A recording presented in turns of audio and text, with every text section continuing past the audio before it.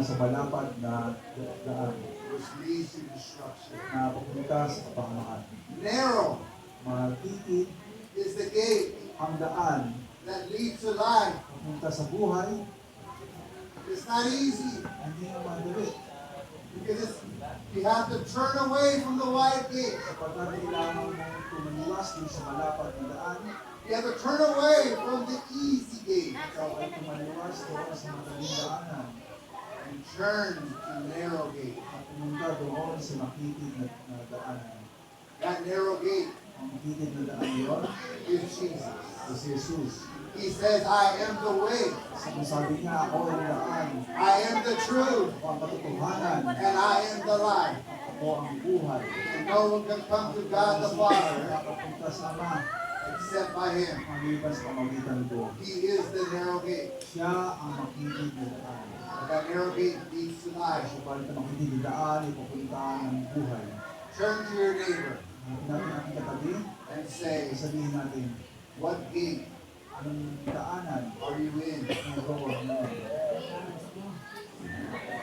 Turn to your other neighbor and say, what gate? At anong daan na roon ikaw? You see, Alam ninyo,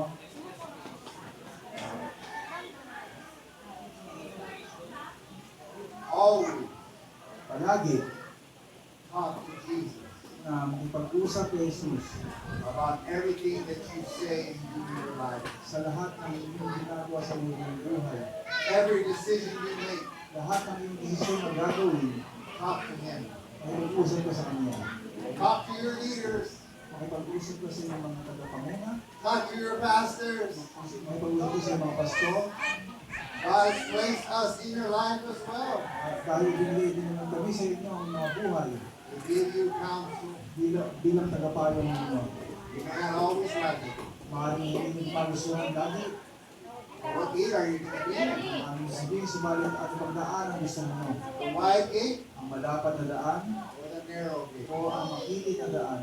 The wide gate Ang malapad na daan or the narrow o gate? ang makitid na daan.